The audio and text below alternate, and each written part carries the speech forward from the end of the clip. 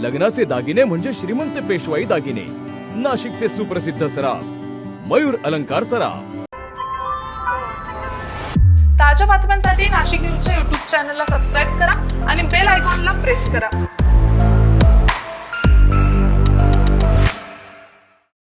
कुष्ठरोग हा शाप नाही तर एक उपचार योग्य आजार आहे। मायकोबॅक्टेरियम लॅप्रे जीवाणूमुळे होणारा हा जुनाट संसर्गजन्य रोग त्वचा, मज्जातंतू आणि नाकाच्या आतील त्वचेवर परिणाम करतो। सुन्नपणा, फिकट पॅचेस, बोटे वाकडी होणे किंवा नाक चोंदणे ही त्याची लक्षणे आहेत। संसर्ग झाल्यानंतर लक्षणे दिसायला 5 ते 20 वर्ष लागू शकतात, पण घाबरण्याचं कारण नाही। मल्टी ड्रग थेरपीने हा रोग पूर्णपणे बरा होऊ शकतो। म्हणूनच वेळेवर निदान करा, उपचार घ्या आणि जागरूकता पसरवा। सार्वजनिक आरोग्य विभाग, नाशिक महानगरपालिका द्वारे जनहितार्थ प्रसारित। मोकाट आणि भटक्या श्वानांचे निर्बीजीकरण करण्यात येत आहे। तरी सर्व जनतेस आवाहन करण्यात येत आहे की महानगरपालिका कार्यक्षेत्रातील पाळीव श्वानांची नोंदणी करून घ्यावी। नाशिक महानगरपालिका अधिनियमातील कलम 127(2), 194(1), 454, 457(7) आणि 17 यामधील तरतुदीनुसार महानगरपालिका हद्दीत श्वान पाळण्यासाठी कर लागू होतो। त्यानुसार नाशिक महानगरपालिका कार्यक्षेत्रात असलेल्या पाळीव श्वानांची नोंदणी पशुसंवर्धन विभागामार्फत केली जाते। याकरिता नोंदणी प्रक्रियेद्वारे आणि विहित शुल्क भरून श्वानांची नोंदणी आणि नूतनीकरण कामकाज विभागामार्फत करण्यात येते। महानगरपालिका नाशिक द्वारे जनहितार्थ प्रसारित। मालेगाव तालुक्यातील डोंगराळे येथील चिमुरडीवर झालेल्या अत्याचार आणि निर्गुण हत्या प्रकरणानं संपूर्ण महाराष्ट्र हादरला होता। या प्रकरणाचा खटला सध्या मालेगाव येथील फास्ट ट्रॅक कोर्टामध्ये अंतिम टप्प्यात पोहोचला असून आज विशेष सरकारी वकील ॲडव्होकेट उज्ज्वल निकम यांच्या उपस्थितीमध्ये महत्त्वपूर्ण सुनावणी पार पडली आहे। आजच्या सुनावणीमध्ये एकूण 3 महत्त्वाच्या साक्षीदारांची साक्ष न्यायालयामध्ये नोंदवण्यात आली आहे। यामध्ये फॉरेन्सिक लॅबोरेटरीचे तज्ज्ञ तसेच पोस्टमॉर्टम करणाऱ्या वैद्यकीय अधिकाऱ्यांचा समावेश होता। फॉरेन्सिक तज्ज्ञांच्या साक्षीनुसार आरोपीच्या घरातून पीडित मुलीच्या रक्ताचे डाग आढळून आलेत, तसेच पीडितीच्या कपड्यांवर आरोपीचा DNA सापडल्याची माहिती कोर्टात देण्यात आली आहे। या वैज्ञानिक पुराव्याला या खटल्यातील अत्यंत महत्त्वाचा आणि निर्णायक टप्पा मानला जातो। दरम्यान पोस्टमॉर्टम करणाऱ्या डॉक्टरांनीही न्यायालयामध्ये महत्त्वपूर्ण माहिती दिली आहे। चिमुरडीच्या शरीरावर चावा घेतल्याच्या जखमा आढळून आल्याचं त्यांनी सांगितलेलं आहे।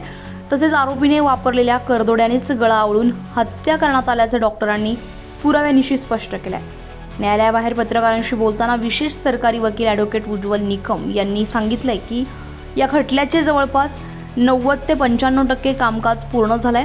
उद्याच्या सुनावणीतही काही महत्त्वाच्या साक्षीदारांची साक्ष नोंदवली जाणार असल्याची माहिती त्यांनी दिली आहे। एकूण 3 साक्षीदारांचे साक्ष न्यायालयात नोंदवण्यात आली। त्यातील 2 महत्त्वाचे अत्यंत साक्षीदार होते। कारण असं आहे की ज्यांनी हे आरोपीचे कपडे, मयत मुलीचे कपडे आणि गुन्ह्याच्या जागी जे काही रक्ताचे अवशेष मिळाले होते त्यांची वैद्यकीय तपासणी केली आणि त्यांच्या तपासणीतून एक बाब निष्पन्न अशी झाली की आरोपीचा जो DNA आहे हा मयत मुलीच्या कपड्यांवरती मिळाला। तसंच आरोपीच्या घरात जे आरोपीने तिचा मारल्यानंतर, तिच्यावर बलात्कार केल्यानंतर पीडित मुलीवरती ते जे रक्त होतं ते रक्त देखील पीडितेचं आहे असं सिद्ध झालं आणि हा एक महत्त्वाचा दस्तऐवज होता। दुसरे साक्षीदार वैद्यकीय अधिकारी ज्यांनी पोस्टमॉर्टम केलं होतं त्यावेळेला पीडितेच्या पोटावरती आणि डोक्यावरती काही खरचटल्या जखमा होत्या, त्या त्याने चावा घेतल्याच्या जखमा आहेत असं वैद्यकीय अधिकाऱ्यांनी निष्पन्न केलं आणि ज्या करदोड्याने त्या पीडित मुलीचा गळा आवळण्यात आला तो पीडित मुलीचा त्याच्याने तिचा गळा आवळू शकतो आणि तिचा मृत्यू होऊ शकतो अशा तऱ्हेची साक्ष वैद्यकीय अधिकाऱ्यांनी दिली।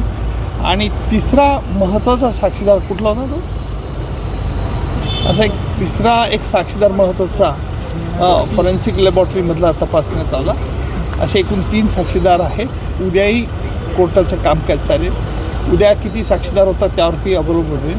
जवळजवळ 90 ते 95% या खटल्याचं कामकाज उद्यापर्यंत संपेल। दरम्यान डोंगराळे प्रकरणातील आरोपीला कठोर शिक्षा व्हावी आणि लवकरात लवकर फाशीची शिक्षा सुनावण्यात यावी अशी मागणी आता संपूर्ण राज्यभरातून होते।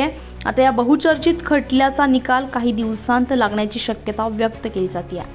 Bureau report, Nashik news, Nashik. ताज्या बातम्यांसाठी नाशिक न्यूजच्या YouTube चॅनलला सबस्क्राईब करा आणि बेल आयकॉनला प्रेस करा।